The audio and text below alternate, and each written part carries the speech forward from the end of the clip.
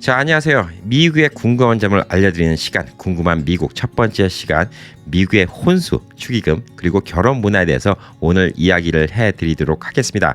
미국에 오래 사셨던, 아니면 미국에 오신 지 얼마 안 되셨던, 미국에서 이제 결혼을 갖다가 본인이 하던, 혹은 본인의 자녀들을 갖다가 결혼을 시키던 궁금한 점이 많죠. 예, 미국에서 문화가 한국과 많이 다르기 때문에 어떤 식으로 하는 것이 맞는지 이 점에 대해서 궁금한 점이 많을 거라고 좀 생각이 듭니다. 그래서 앞으로 여러분들께 미국에 살면서 이제 미국의 문화를 갖다가 조금 알 수 있는 이런 시간을 갖다가 제가 아는 지식 내에서 알려드리고, 제가 모르는 부분이 있으면 또 다른 전문가를 모셔서 앞으로 이렇게 알려드리는 시간을 매주 가지려고 합니다. 자, 오늘은 이제 미국에서 누구나 이제 궁금해하는 결혼식의 이제 문화, 여기에 대해서 좀 이야기를 하도록 하겠습니다.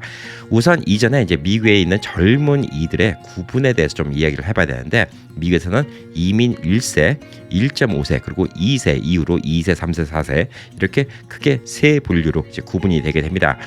이민 1세라고 하면 남자분들 같은 경우는 보편적으로 이제 군대를 다 나오고 미국에 오신 분들, 예, 그리고 보편적으로 이제 고등교육까지 다 끝나고 미국에 오신 분들을 이제 이민 1세라고 하고, 1.5세라고 하면 이제 초중고등학교, 예, 이때쯤에 미국에 오셔갖고 한국 문화도 어느 정도 아시면서 미국 문화에 많이 익숙하신 이런 분들을 1.5세라고 합니다. 그리고 미국에서 태어나신 분들을 2세, 3세, 4세 이런 식으로 좀 구분을 짓게 되죠. 그래서 이 세 부류의 이제 그룹이 좀 문화적으로 좀 많이 다를 수가 있습니다. 그래서 오늘 말씀드리는 거는 미국의 평균치에 대해서 말씀드리는 거고, 각자 결혼한 당사자들이 합의가 제일 중요한 것이기 때문에 오늘 얘기는 좀 여러분이 좀 참고만 하시고, 미국은 이런 문화가 있구나, 이런 거는 좀 적용시키면 좋겠구나, 이런 것들은 좀 한국식을 따르면 좋겠구나, 이런 것들 갖다가 좀 이해하시는데 좀 도움이 되면 좋겠다는 생각이 들고 있습니다.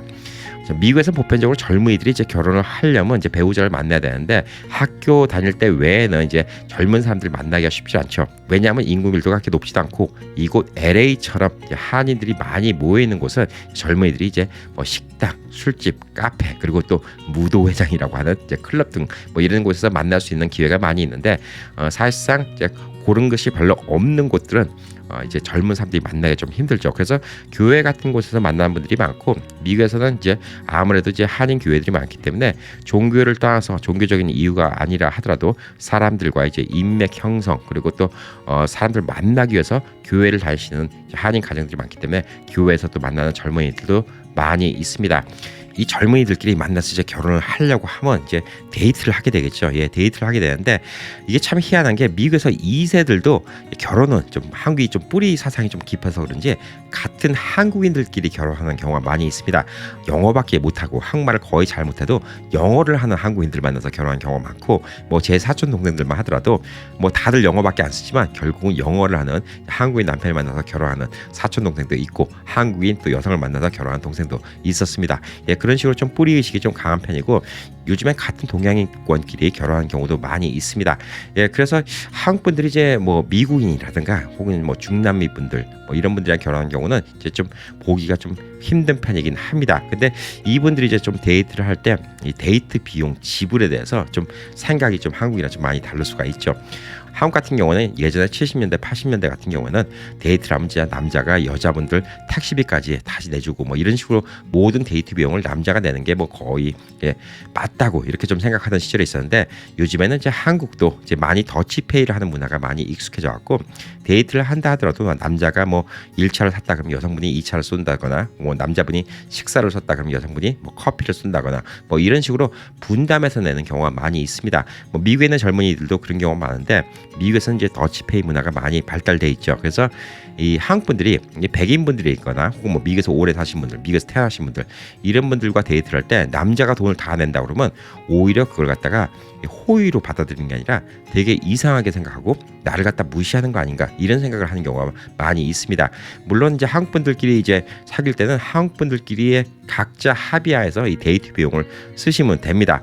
예, 근데 중남미 분들, 미국에 살고 계신 중남미 분들, 뭐 물론 이분들도 2세, 3세 이런 분들은 미국 사람들하고 똑같은 사고 방식을 갖고 있지만, 중남미에서 오신 분들은 데이트 비용을 남자가 더 많이 내는 게 맞다라고 생각하시는 분들이 많아요. 이제 동남아시아 지역을 가도 그런 경우가 많은데, 이 나라들의 특성을 제가 여행 다니면서 쭉 살펴보니까 여성들의 사회 진출 기회가 적은 나라들은 확실히 남자들이 데이트 비용을 더 많이 낼 수밖에 없습니다. 남자들이 경제적으로 여성분들보다 좀 더 자유롭기 때문에 그렇다고 보여집니다.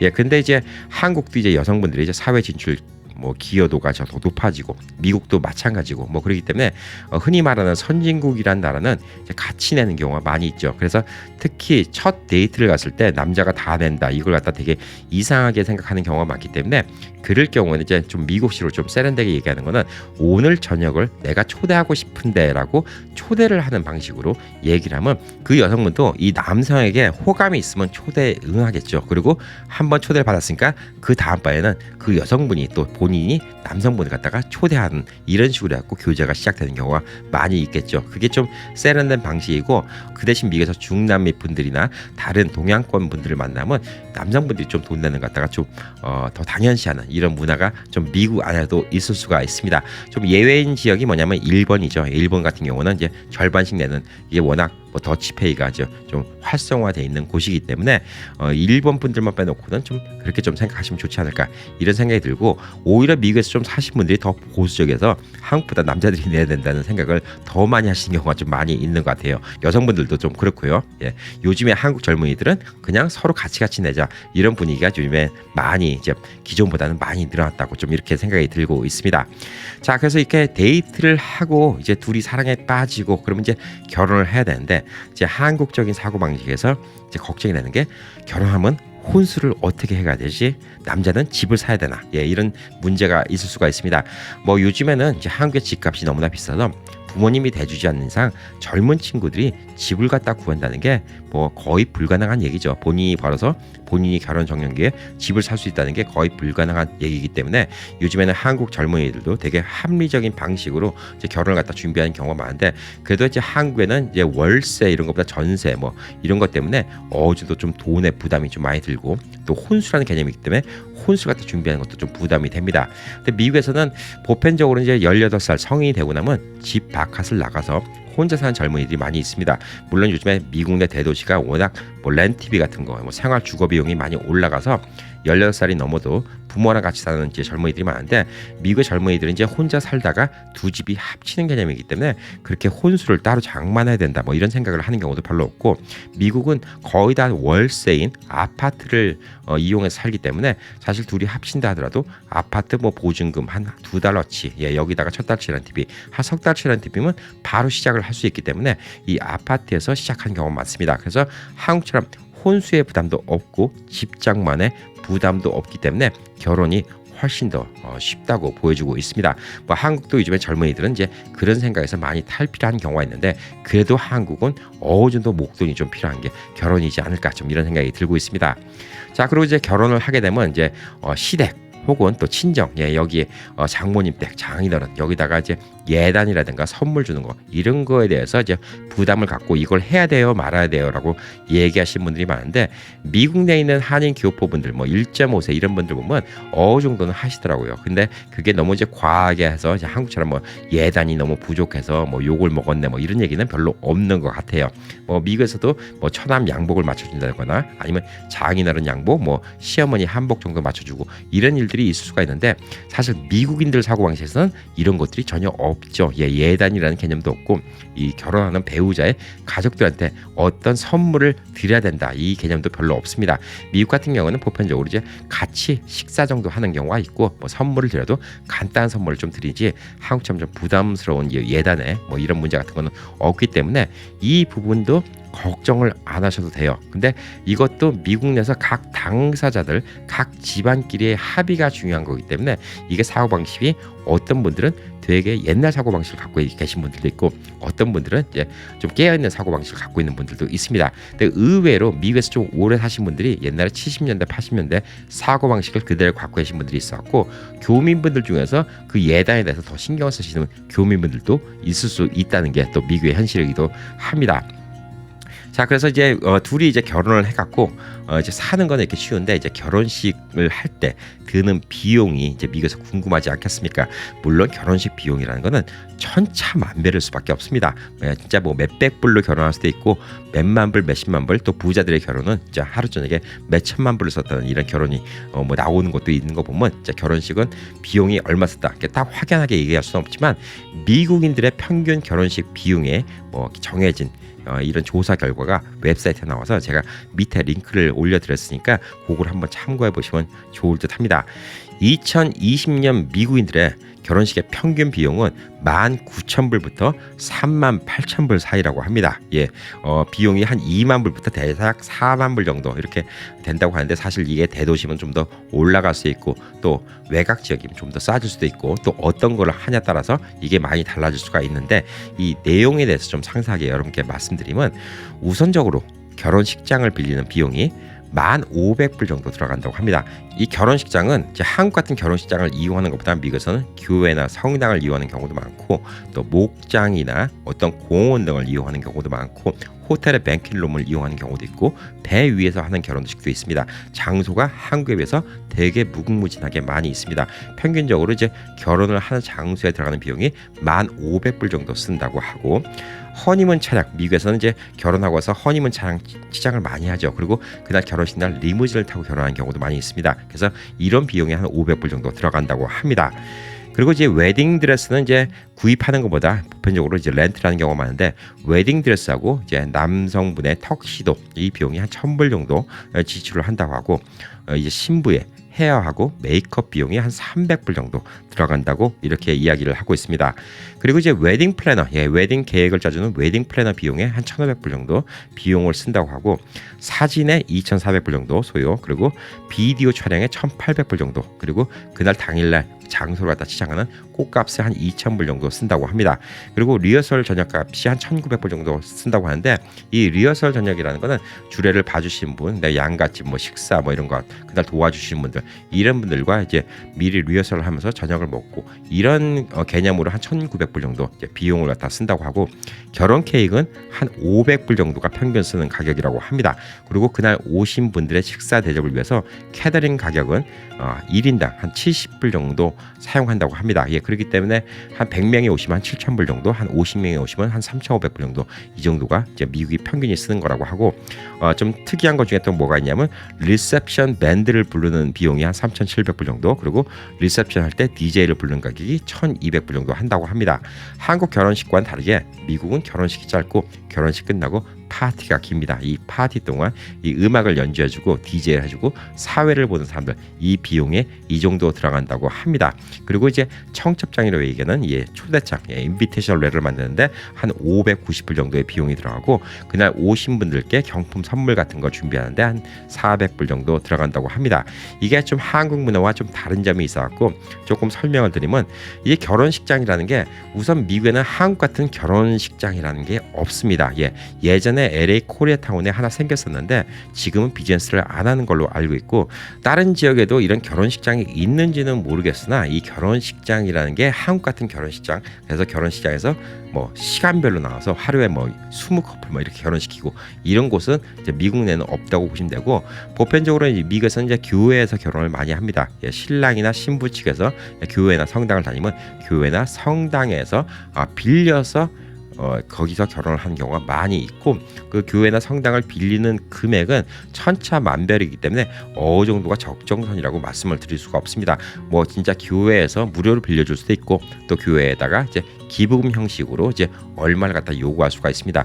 교회에서 사용료를 받는다는 개념보다는 아마도 이제 헌금의 이제 개념으로 이제 교회에다가 얼마 도네이션을 하고 빌리는 경우가 많이 있죠. 교회나 성당 같은 경우는 그런 경우가 있고 유명한 뭐 교회나 성당 같은 경우는 아예 전문적으로 얼마 금액이 적혀 있는 이런 좀 미국 교회들도 있긴 합니다.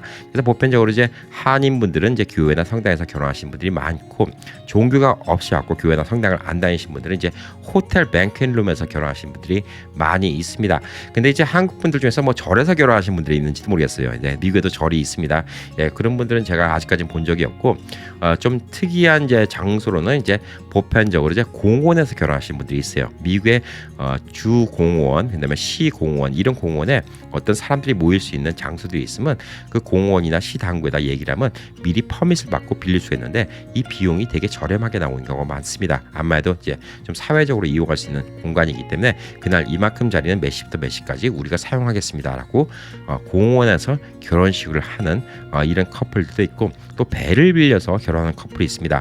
그리고 또 목장에서 결혼하는 커플도 있는데 이 목장이라 하면 한국 생각하는 것처럼 소, 돼지, 말 키우면서 뭐 냄새나고 이런 목장이 아니라 진짜 전원주택이 있고 멋있는 곳에서 결혼하는 이런 결혼식 장소를 빌려주는 목장도 교외로 조금만 드라이브를 나가보면 많이 찾아볼 수가 있습니다. 그래서 결혼식을 이 목장에서 하시는 분들도 있고 와이너리에서 또 결혼식을 하시는 분들도 있습니다. 그래서 미국은 결혼할 수 있는 장소가 되게 무궁무진하게 많이 있다고 보시면 될 듯합니다. 자, 그리고 미국 사람들이 이제 그날 이제 허니문 차량 좀 치장하고 이런 거에 대해서 신경을 많이 쓰고 뭐 리무진을 많이 타는데 이거는 미국에 계신 교민분들도 이런 것들 갖다 많이 이용하시는 분들이 계신 것 같아요. 예, 그래서 그날 한번 리무진 타보고 리무진 창문 밖으로 드레스 입고 막 손도 흔들고 이런 거 좀 해보고 싶으셔갖고 이제 리무진 차량에 이제 돈 빌려갖고 쓰시는 분들도 많고 드레스하고 턱시도 비용은 $1,000 정도면 아마 LA 같은 데서 좀 모자르지 않을까 좀 이런 생각이 들고 있습니다. 아마도 여성분들은 이제 드레스에 좀 욕심이 있기 때문에 조금 이 비용은 좀 한국 분들이 좀 더 쓰시지 않을까 이런 생각이 좀 들고 있고 헤어하고 메이크업도 적어도 LA 코리아타운은 이 $300 갖고는 모자랄 거라고 생각이 들어요. 그러니까 이 신부만 해주는 게 아니라 신부 신랑만 해주는 게 아니라 시어머니 그다음에 뭐 친정 엄마 다 해주죠. 그렇기 때문에 헤어 메이크업도 이제 한국 분들은 이것보다 돈을 갖다 훨씬 더 많이 쓰시는 걸로 이렇게 좀 알고 있습니다. 근데 이 웨딩 플래너라는 이제 직업이 좀 생소한데 웨딩 플래너를 쓰시는 한국 분들은 거의 못 봤어요. 미국에 계신 교민분들 중에서는 거의 못 봤는데 미국인들은 거의 웨딩 플래너를 사용합니다. 이 웨딩 플래너가 이제 웨딩을 갖다가 이제 계획을 짜주는 것도 하지만 결혼식 당일날 온갖 심부름을 다 해주기도 합니다. 그래서 웨딩 플래너 비용에 한 $1,500 정도가 소요가 되고 있는데 한국 분들 중에서도 웨딩 플래너를 하시는 분들은 지금까지는 제가 못 본 것 같아요. 한인타운 안에서도 보편적으로 이제 드레스샵 이런 데 가시면 거기 있는 분들이 여러 가지 다 연결시켜주고 준비를 시켜주는데 많이 도움을 주죠. 그러니까 그분들이 일정 부분 웨딩 플래너 역할을 하신 경우가 많습니다. 그분들이 뭐 메이크업 하시는 분들, 헤어 하시는 분들도 연관시켜 주시고 또 당일날 심부름도 해주시고 뭐 여러 가지 해주시기 때문에 따로 웨딩 플래너에 돈을 쓰시는 한국 분들은 별로 없는 걸로 보여지고 사진하고 비디오는 예전에도 이제 뭐 많이들 비용을 지출했지만 요즘에는 워낙 이 카메라 같은 게 발달되고 아마추어 분들도 이제 프로 못지않은 실력을 갖고 계신 분들이 많기 때문에 이것들을 갖다 친구들이 대신 찍어주고 돈을 절약하신 분들도 요즘엔 좀 많이 있습니다. 꽃값은 뭐 한국 분들도 미국에 계신 분들은 이제 꽃값 아끼지 않고 많이 사용하고 뭐 풍선, 꽃값 이런데 $2,000, $3,000씩 이렇게 쓰시고 미국에서는 이제 결혼식 끝나고 그 꽃을 각자 가져가게 해줘. 왜냐하면 그 꽃이 버리면 아깝기 때문에 뭐 신부 친구들이나 오신 분들한테 꽃을 나눠주는 경우가 많기 때문에 한국처럼 결혼식장을 이용하면 그냥 아침부터 저녁까지 그냥 그 꽃을 이용하지만 미국에서는 좀 꽃값이 더 추가로 좀 들어갈 수가 있습니다. 그리고 결혼 케이크는 이제 한 $500 정도 들어간다고 하고요. 그다음에 캐터링이 이제 두당 한 $70 정도 들어간다고 하는데 이 LA 같은 경우나 뭐 다른 지역이라도 대도시에서 이제 한인분들이 많은 곳들은 한국 음식 캐터링을 할 수가 있기 때문에 아까처럼 교회에서 이제 결혼식을 한다 그러면 교회에다 캐터링 차량이 와서 직접 뷔페처럼 음식을 다 준비하고 셀프로 음식을 떠서 먹을 수 있게 이렇게 좀 준비를 해드리고 있습니다. 자, 그 다음에 나오는 게 이제 리셉션 밴드하고 리셉션 DJ인데 이게 한국 분들한테 좀 생소한 개념이 될 수가 있어요. 한국 분들은 보편적으로 결혼식 끝나고 나면 뒤풀이라고 따로 가죠. 그래서 좀 어르신분들, 신랑, 신부, 부모님 친구들 이런 분들은 어르신들끼리 따로 모여서 식사를 또 하시던가 술 한잔을 하시던가 이렇게 하는 경우가 많고 그다음에 신랑 신부들 젊은 사람들끼리 모여서 따로 이제 놀러 가서 이제 타운 내 뭐 어디 클럽이든 술집이든 이런 데 놀러 가서 또 나머지 시간을 보내는 경우가 많은데 한국 분들은 이제 좀 춤추는데 좀 어색해하는 경우가 많이 있어요. 그러니까 미국 사람들은 결혼식을 하면 결혼식장이 뭐 어디든가 뭐 목장이든 배위든 아니면 뭐 교회든 그냥 하루 종일 사용하는 경우가 많은데 거기서 끝나고 나서 사회자가 신랑과 장모님을 불러서 춤을 추게 한다든가 아니면 또 시아버지와 예비 며느리를 갖다 불러다가 춤을 추게 한다든가 이렇게 하면서 같이 돌아오면서 춤을 추고 모든 사람이 한꺼번에 나와서 같이 즐기는 이런 문화가 발달했는데 한국 분들은 이런 거 춤추는 거 되게 쑥스러워하시죠. 예, 며느리와 춤을 추고 장모님과 춤을 추고 한국 분들은 이런 거 잘 못하십니다. 뭐 그분들이야 뭐 그렇다 하더라도 다른 분들 나와서 춤추라고 하면 잘 나오질 않죠. 그래서 한국 분들은 이런 결혼식 끝나고 파티 문화가 별로 없기 때문에 한국 분들은 이런 부분에 대해서 돈을 갖다 좀 덜 쓰시지 않나 좀 이런 생각이 좀 들고 있습니다. 그리고 결혼식이 끝나고 나서 오신 분들한테 좀 선물 같은 거 좀 드리고 간단하게 뭐 기념품 같은 거 드리고 이런 선물 같은 거를 한국 분들은 좀 더 크게 하시는 경향이 있기 때문에 경품 선물은 이제 400불이라고 적겠지만 한국 분들은 좀 이것보다 더 많이 쓰시지 않나 좀 이런 생각이 들고 있습니다. 자, 그리고 미국에서는 결혼식을 가게 되면 이제 한국식으로는 이제 축의금이라고 돈을 넣어주는 경우가 많은데 보편적인 미국 사람 사고방식에서 돈을 넣어주는 거는 별로 기분 좋게 생각하지는 않죠. 이게 되게 성의가 없다고 생각하고 되게 좀 뜻밖이라고 생각하는 경우가 많이 있는데 한국 분들은 이제 축의금을 넣어주는 게 더 유용하게 쓸 수 있다 이렇게 좀 생각을 하는 경우가 많이 있습니다. 물론 미국 내 교민분들이 결혼하시면 어르신분들 축의금 넣어주신 경우도 많고 저도 이제 제가 아는 형님들 자녀분들 결혼하면 그냥 돈으로 드리는 경우가 많이 있습니다. 왜냐하면 그렇게 하지 그냥 그 친구들이 좀 필요한 거 좀 살 수 있지 않을까 이런 생각을 하는데 미국인들 결혼식 할 때는 이제 현찰을 넣어주는 거 이거는 좀 안 하시는 게 좀 좋습니다. 뭐 어린아이들한테도 귀엽다고 미국에서 한국식으로 이제 50불짜리든 100불짜리든 이렇게 돈을 주는 거를 미국 사람들은 동양인 문화를 이해 못하면 되게 기분 나쁘게 생각할 수가 있어요. 우리가 돈이 없고 우리가 거지가 아니고 돈을 달라고 한 적이 없는데 왜 돈을 주지? 이렇게 생각하는 경우가 있기 때문에 사실상 이 결혼식 날도 돈을 직접 넣어주는 거는 별로 예의에 맞는 행동은 아닙니다. 대신 미국에서는 이제 청첩장이 날라오면 청첩장 뒤에 어느 백화점 기프트 레지스트리 그래갖고 기프트 등록하는 거 이런 같은 걸 올려주는 이제 부부들이 많이 있어요. 그러니까 그 백화점 가서 신랑 신부의 이름을 대고 언제 결혼한다고 얘기를 대면 그 백화점 컴퓨터에 쭉 나와요. 이 신랑 신부가 원하는 선물들이 쭉 나열이 되고 거기서 이미 어떤 다른 사람들이 어떤 선물을 했으면 그 선물은 안 나오게 됩니다. 그러니까 신랑 신부가 결혼하기 전에 이제 두 집이 합치면서 집에 필요한 뭐 도구라든가 뭐 살림이라든가 뭐 프라이팬 뭐 예를 들어서 뭐 시계 이런 것들 갖다가 원하는 걸 갖다 다 체크업을 해놓는 거죠. 그러면 신랑 신부의 친구들이나 이제 그날 참석할 분들이 거기 들어가서 자기 형편에 맞는 금액에 맞는 선물을 사주시면 됩니다. 뭐 2개를 사주셔도 되고 하나를 사주셔도 되고 그래서 그 선물을 가져와서 포장을 이쁘게 하고 카드를 써서 보내주는 게 보편적으로 미국의 결혼식 참관할 때 그런 식으로 이제 선물을 많이 주죠. 이게 좋은 게 뭐냐면 되게 합리적인 게 중복으로 선물이 들어올 리가 없어요. 예, 자 본인이 원하는 거 팔리고 나면 거기서 빠집니다. 예, 누가 사가고 나면 빠지기 때문에 중복으로 선물이 들어올 이유가 없고, 그다음에 또 본인이 원하는 물건만 받기 때문에 이 신랑 신부한테도 되게 유효한 선물을 받을 수 있다는 이런 아주 좋은 장점이 있습니다. 그렇지만 이게 좀 한국적인 사고방식에 보면 야 어떻게 자기가 이거 갖고 싶다고 나 이거 사줘라고 얘기하는 게 이게 한국식 문화에서는 별로 좋지 않게 보이죠. 예, 그거와 똑같이 미국 사람들도 바로 현찰로 주는 거는 꽤 좋지 않게 보일 수가 있기 때문에 뭐 이런 것들은 미국 결혼식 갈 때는 좀 한번 생각해 주시고, 한국 교민들 결혼할 때는 이런 문화가 좀 섞여 있습니다. 예, 아직도 교민들 사이에서는 한국식으로 축의금을 넣어준 경우가 많은데 보편적으로는 이제 미국에서 정 바빠서 선물을 못하면 백화점 기프트 카드 같은 거 이런 걸 좀 넣어주시는 게 대신 현찰로 주시는 것보다는 훨씬 좋을 수가 있습니다. 뭐 예를 들어서 노스트롬 백화점 100불짜리 기프트 카드 이렇게 넣어드리는 게 훨씬 더 좋을 수가 있기 때문에 그런 게 미국 문화하고 한국 문화하고 조금 다른 점이 있습니다. 저 같은 경우는 저도 이제 1.5세에 속한 사람들인데 제 친구들 다 결혼할 때 친한 친구들은 우리끼리 현찰 줬어요.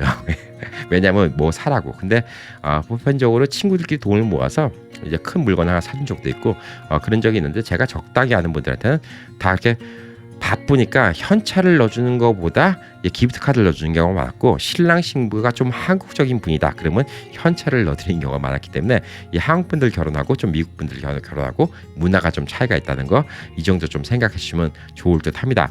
그리고 이제 아까 말씀드린 것처럼 뭐 결혼 예단 뭐 이런 문제가 없고 뭐 혼수 이런 거 준비할 게 없기 때문에 부담이 많이 적은데 미국에서 결혼은 3명이 해야 됩니다. 무슨 얘기냐면 신랑이 있어야 되고 신부가 있어야 되고 그리고 증인이 있어야 됩니다. 이 결혼식을 증인이 있어야지 그 증인의 이름이 결혼식 신청할 때 이제 같이 제출해야 되기 때문에 보편적으로 이 증인을 미국에서는 교회에서 결혼식을 많이 하기 때문에 목사님이 해주시게 되죠. 그래서 신랑 가족이나 신부 가족이 다니는 교회에서 결혼식을 하면 그 장소를 빌 때 그 교회 목사님께 부탁드리는 게 보편적인 일입니다. 그래서 이 목사님께 사례를 드리는 게 어떻게 해야 되나 여기에 대해서 좀 난감할 수가 있는데 그냥 현찰로 드리는 분도 있을 수가 있고 그다음에 목사님께 그냥 구두를 맞춰드리는 경우도 있고 양복을 맞춰드리는 경우도 있고 뭐 이거는 목사님과 합리적인 선에서 합의를 봐주신 게 좋고 또 목사님이 그냥 무료로 해줄 수도 있고 여러 가지 방법이 있을 수가 있습니다. 아니면 공식적으로 목사님께 이제 주례를 받고 싶으면 얼마 딱 정해지는 경우도 있기 때문에 이런 것들은 목사님께 직접 여쭤보지 마시고 교회 다른 분들한테 좀 여쭤보시면 좀 아이디어가 나오지 않을까 좀 이런 생각이 좀 들고 있습니다. 그래서 이 결혼식 비용은 아까 말씀드린 것처럼 한 2만 불부터 4만 불 정도가 미국에서 통상적으로 사용하는 거고 미국인들이 평균적으로 사용하는 금액하고 미국에 계신 한국 교민분들이 사용하시는 금액이 조금 이 안에 내용상 좀 다를 수가 있다는 게 문화적인 차이 때문에 조금 다를 수가 있다는 점 이 점 좀 유념해 주시면 좋을 듯합니다. 어쨌든 간에 정답은 없습니다. 그리고 결혼식 선물 축의금이라는 문화는 한국 교민들은 괜찮다고 생각할 수 있을런지 모르지만 미국인들은 조금 생소한 개념일 수도 있다는 점 이 점 좀 이해해 주시면 좀 이해가 쉽지 않을까 이렇게 좀 생각이 들고 있습니다. 자, 근데 이제 결혼식 비용이 이제 만만치 않게 들어가는데 이 결혼식 비용을 좀 절약할 수 있는 방법에 대해서도 좀 얘기가 나와서 제가 리서치를 해보고 좀 몇 가지 알려드리도록 하겠습니다. 자, 우선 결혼식 때 프로페셔널들을 갖다 고용하면 고용할수록 돈이 많이 들어갑니다. 뭐 제일 큰 게 뭐냐면 이제 웨딩 플래너, 그다음에 사진 뭐 이런 것들이에요. 그래서 요즘에는 이제 사진 찍는 거 취미를 갖고 계신 분들이 많기 때문에 사진이나 동영상을 친구분들한테 부탁하면 그 돈이 꽤 많이 절약이 될 수가 있습니다. 그분들도 하나 이용할 수가 있고, 그다음에 웨딩 플래너도 결혼했던 친구분들이 도와줄 수가 있어요. 이런 분들도 많이 절약할 수가 있고, 예를 들어서 친구가 바텐더 기술이 있다 그러면 그날 당일날 바텐더를 대신 해줄 수도 있습니다. 이게 뭐 바텐더가 부르면 뭐 500불, 800불 이렇게 하거든요. 그러니까 바텐더를 대신 해줄 수도 있고, 디제잉 하는 친구가 있으면 디제잉을 해줄 수도 있고, 미국인들은 보편적으로 이제 전문 사회자를 갖다 불린 경우가 많은데 한국 분들은 이제 친구분들이 좀 사회를 해주신 경우가 많이 있죠. 그래서 이런 부분 뭐 여러 가지 그리고 헤어나 메이크업 같은 경우도 친구들이 해줘갖고 여러 가지 지인 찬스를 이용한다 그러면 돈이 많이 절약될 수 있는 이런 방법이 많이 있습니다. 자, 그게 첫 번째 돈 절약하는 방법 중에 하나였고요. 두 번째는 교회 지역의 결혼식장을 이용하는 방법입니다. 교회 지역의 결혼식장이라고 하면 아무래도 도시 내는 뭐든지 다 비쌀 수밖에 없죠. 근데 어떤 분들은 결혼식에 300명씩 와주시는 게 좋다고 생각하시는 분들도 있고, 어떤 분은 한 50명이라도 내가 진짜 소중하게 생각하는 분들만 오셨으면 하는 분들이 있습니다. 근데 그렇게 좀 가까운 분들은 사실 결혼식 장소가 조금 멀다 하더라도 주말에 드라이브 겸 해서 쉽게 나들이 나가시는 개념으로 결혼식에 참관하실 수 있는 분들이 많이 있습니다. 뭐 좋은 예는 뭐냐면 와이너리 같은 게 하나의 좋은 예가 될 수 있습니다.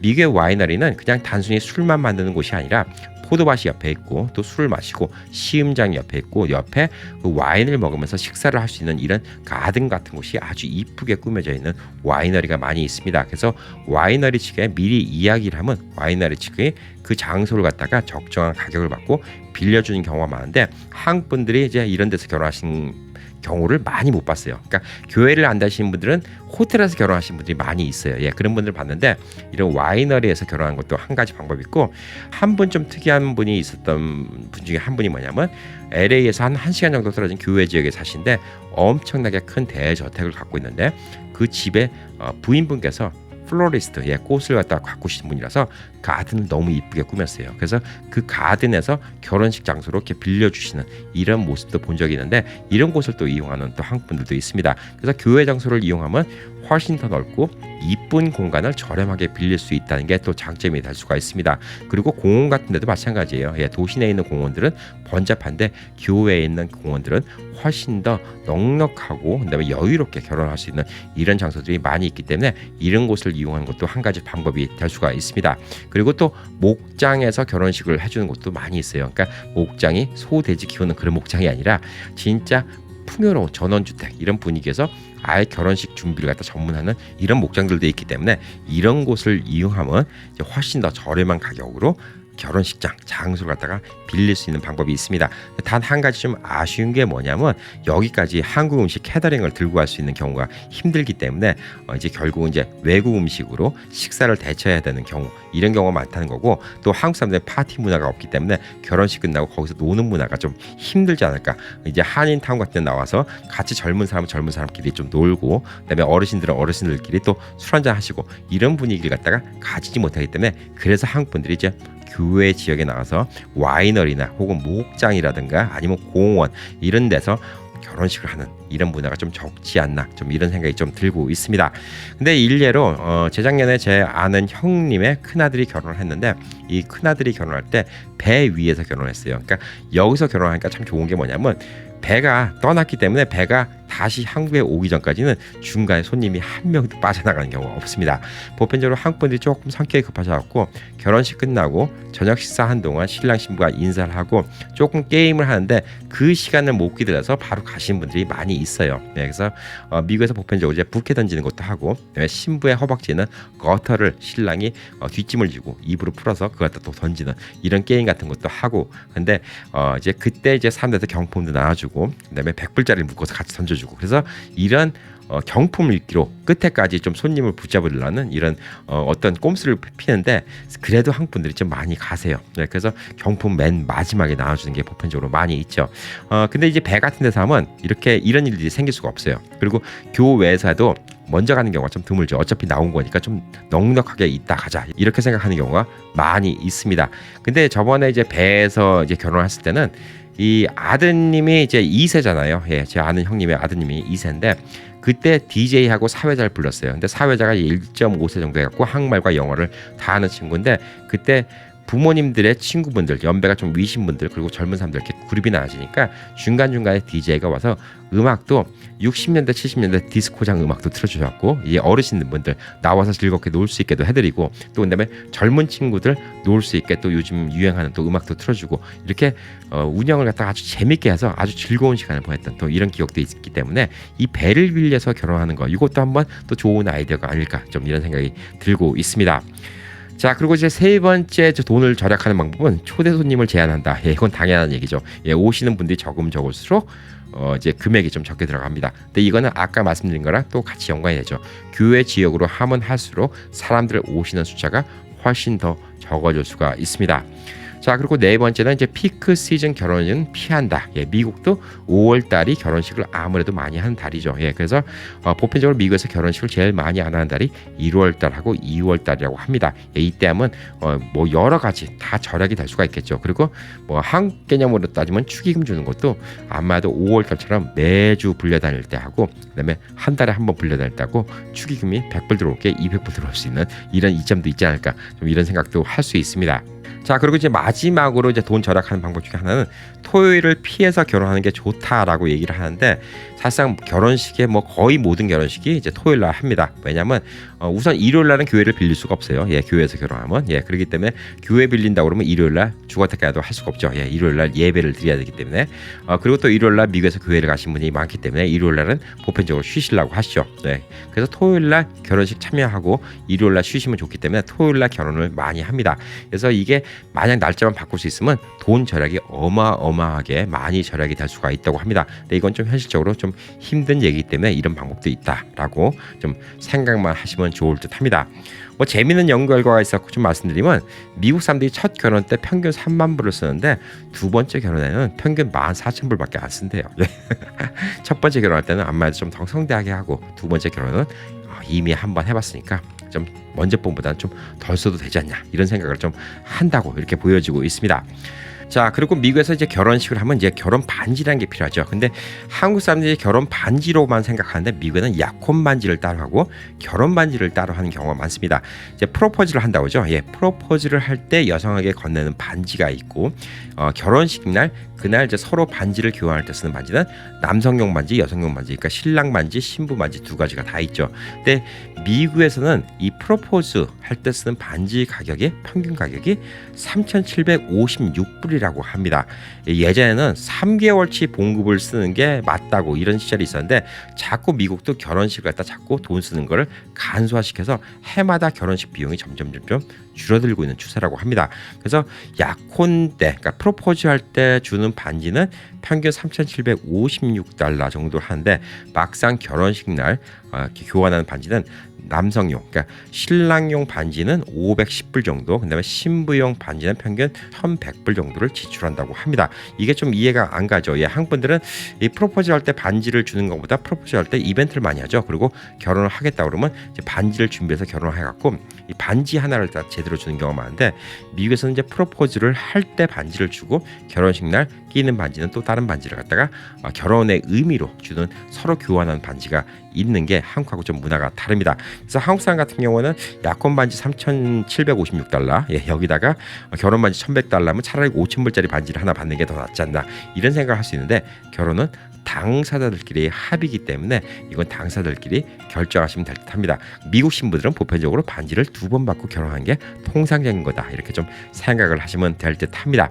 그래서 미국에서 결혼하는데 이제 또 궁금한 거죠. 하나가 신랑의 그 예물, 시계 같은 거 이런 거를 다 선물해 줘야 되냐, 여기에 대해서 좀 얘기가 있는데 미국에서는 신랑한테 시계를 꼭 선물해 줘야 된다 이런 거는 없어요. 예, 한국은 보편적으로 이제 신부가 반지를 받고 신랑이 이제 고가 시계를 받는 경우가 많이 있는데 미국에서는 이런 개념이 좀 많이 없습니다. 그러니까 신랑은 결혼식 날 이제 평균 한 510불짜리 반지를 받는 게 다라고 합니다. 조금 형평성이 좀 어긋난 것 같은데 그래도 결혼식은 신부의 날이기 때문에 신부를 위해서 좀 더 써야 되지 않나 이런 생각이 좀 들고 있습니다. 그래서 뭐 시계도 각자 부부간에 합의에 따라서 하시면 돼요. 예, 시계를 원하시면 시계를 주셔도 되는데 보편적으로 미국에서는 좀 그런 문제가 좀 없습니다. 예, 그래서 이런 식으로 이제 결혼을 해갖고 이 부부가 이제 생활을 시작하는데 미국에서 이제 결혼을 해갖고 부부가 생활하면 이 생활비라는 문제 여기에 대해서 이제 한국 사람들이 미국인들과 살아보지 않았기 때문에 이제 어떻게 살아야 되나 이거에 대해서 좀 궁금할 수가 있죠.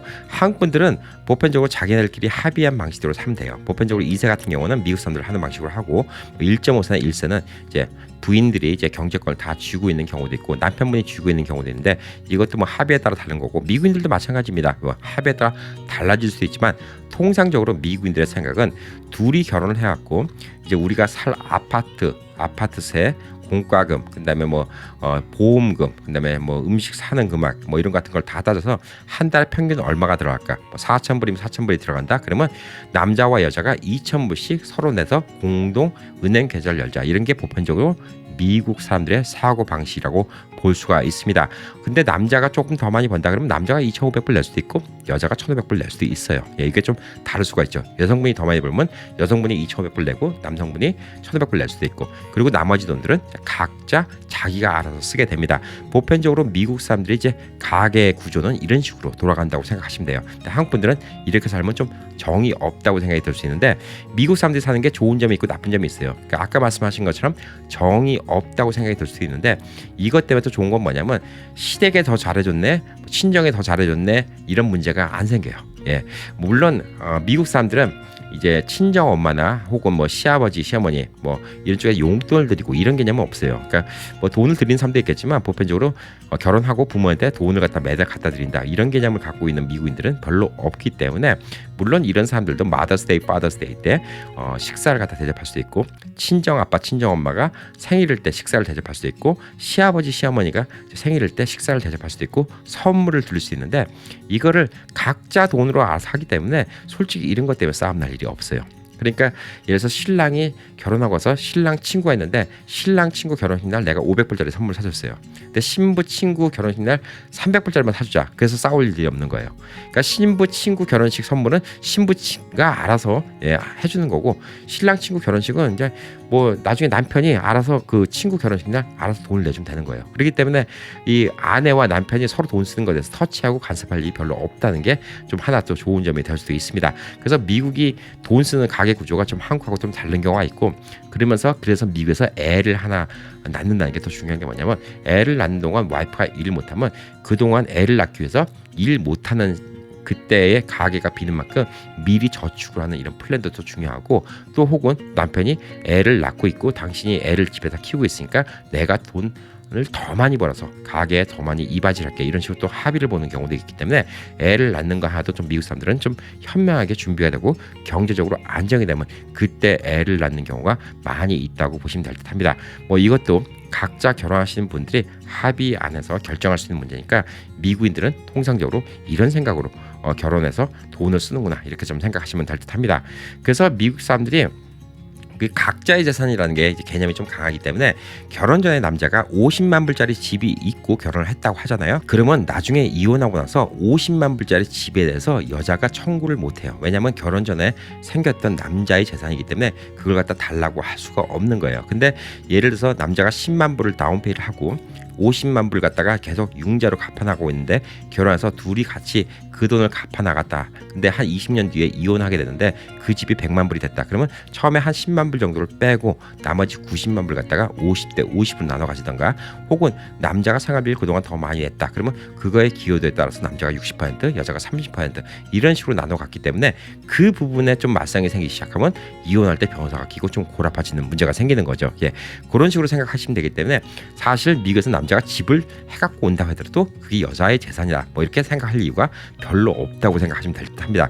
그래서 여자가 혼수해오는 것도 그렇고 남자가 집을 해오는 것도 그렇고 서로 별 관심이 없다고 이렇게 좀 보시면 될 듯합니다. 자, 그리고 이제 미국에서 혼전 계약서라는 거 영화 같은 데 많이 보셨죠? 예, 혼전 계약서라는 게 헐리우드 스타들이나 진짜 부자들이 이렇게 많이 하는 건데 이 혼전 계약서는 이제 한국에서 요즘에 젊은 커플들이 많이 한다고 합니다. 뭐 근데 뭐 결혼하고 술 마시고 늦게 안 들어오기, 싸움은 서로 먼저 풀어주기, 뭐 이런 서로의 결혼하고 와서 할 일들 갖다 적고 서로 설명하는 하나의 이제 어떤 귀여운 이제 서로의 다짐 같은 이런 개념이라고 하면 미국에서 이제 혼전 이제 서약서 계약서 이런 것들은 뭐냐면 재산 분배에 대한 얘기가 많아요. 이혼했을 때 어떻게 재산 분배를 한다. 예를 들어서 남자가 100만 불의 재산이 있는데 결혼 전에 이혼을 하고 나서 네가 10년까지 나랑 같이 살았다. 그랬을 경우는 내가 거기서 20%를 줄게. 20년 살았다. 그럼 40%를 줄게. 이런 식으로 계약을 쓰는 거예요. 근데 이게 또 어떻게 보면 또 반대로 또 안전핀이 될 수 있는 게 100만 불 있던 사람이 결혼하고 와서 1억 불 벌었어요. 그러니까 아마존 제프 베조스 회장처럼 엄청나게 돈을 벌었어요. 그때 부인의 기여도가 있잖아요. 근데 결혼하고 나서 생긴 재산은 같이 나눠야 되거든요. 같이 힘을 합해서 번 거기 때문에 같이 나눠야 되는데 거기서도 역할 분담이라는 게 있겠죠. 아마도 제프 베조스 회장이 회사를 갖다 끌어왔으니까 그 부인의 역할도 있다 하더라도 거기에 대해서 아마도 상대적으로 제프 베조스의 역할이 좀 큰데 그것도 미리 적어놓는 거죠. 결혼하고 나서 생기는 재산은 무조건 50대 50을 한다. 혹은 60대 40을 한다. 혹은 결혼하고 10년 동안 살면 20%만 주고 20년 살면 40% 주고 그다음에 30년 살면 50% 주겠다. 이런 식으로 미리 문제를 만들 걸 갖다 다 적어놓고 이 혼전 계약서를 만들면 이혼하고 나서 변호사 비용이 많이 안 들게 되죠. 예, 그래서 이런 혼전 계약서는 진짜 부자들만 좀 하는 거예요. 근데 어쨌든 간에 각자의 재산은 각자의 재산이라는 이런 기본 개념이 미국 사람들한테는 확실히 잡혀있다는 이런 일면을 보여주는 거 아닌가 뭐 이런 좀 생각이 들고 있습니다. 자, 그래서 이제 마지막으로 이제 결혼을 할 때 아까 말씀드린 것처럼 3명만 있으면 결혼이 된다고 했죠. 신랑, 신부, 목사만 있으면 최소 결혼의 필요 조건이 완성이 됩니다. 그래서 미국에서 결혼을 가장 빨리 할 수 있고 이혼을 가장 빨리 할 수 있는 곳이 어딜까요? 예, 네바다주의 라스베가스입니다. 영화 같은 데서 많이 보셨을 거예요. 예, 젊은 커플들이 눈 맞아서 바로 가서 결혼을 하는 곳. 예, 거기에 보면 채플이라는 곳이 있습니다. 이 채플이 조그만 교회당 같이 생긴 곳이에요. 그래서 어떤 곳은 한 20명 앉을 수 있고 어떤 곳은 진짜 뭐 한 서너 명밖에 못 앉는 뭐 이런 조그만 채플도 있고 근데 라스베가스는 채플이 엄청나게 많습니다. 그리고 거기서 증인을 서줄 수 있는 이 증인 주례를 설 수 있는 사람이 항상 상시 대기하고 있습니다. 그래서 이 채플에서 결혼을 하면 비용이 어마어마하게 적게 들어갑니다. 뭐 진짜 싼 거는 50불에서부터 95불까지 있어요. 진짜 맥도날드 들어가서 햄버거 사 먹는 것보다 더 쌀 수도 있어요. 예, 들어가서 저희 결혼할래요.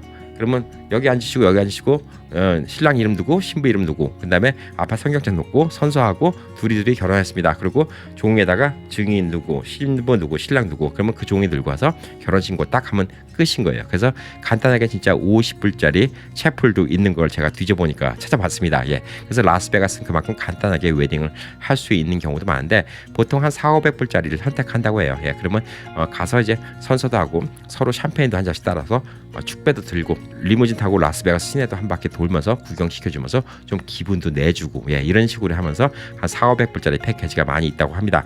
뭐 이런 패키지 중에서는 한 5,000불짜리도 있어갖고 간단하게 식사도 하고 뭐 열기구를 타거나 뭐 다른 이벤트도 있는 이런 채플도 많이 있다고 합니다. 그래서 라스베가스는 결혼이 미국에서 제일 빨리 할 수 있는 곳, 그리고 이혼도 제일 빨리 할 수 있는 곳이 라스베가스입니다. 그래서 라스베가스는 신랑 신부들이 많이 돌아다니는 경우도 있고, 신랑 신부 턱시도하고 드레스를 입고 갬블하는 이런 사람들도 많이 볼 수가 있습니다. 그리고 또 각 유명 호텔 안에도 채플이 하나씩 다 있습니다. 물론 이런 채플보다는 좀 비용이 비싸겠지만 이런 채플을 이용해서 결혼하는 커플도 많이 있다고 보시면 될 듯합니다. 자, 오늘 궁금한 미국 첫 번째 시간, 미국의 결혼 문화, 혼수, 예단, 축의금 여러 가지 여러분들이 궁금해할 만한 것들 갖다가 오늘 알려드렸습니다. 여러분들이 또 미국 살면서 궁금한 부분 갖다가 오늘 밑에 리플에도 많이 적어주시면 제가 그 리플 보고 또 제가 아는 부분은 제가 또 이렇게 컨텐츠 만들어서 알려드리고, 제가 모르는 부분은 또 전문가한테 자문을 구하거나 또 그분을 모셔서 좀 더 알아보면서 미국에 오래 살든 적게 살든 미국 살면서 문화가 달라서 참 궁금했던 이런 점들에 대해서 하나하나 좀 알려드리는 시간을 갖도록 하겠습니다. 자, 오늘도 시청해 주셔서 감사합니다. 구독하고 좋아요 여러분 많이 부탁드리겠습니다. 감사합니다.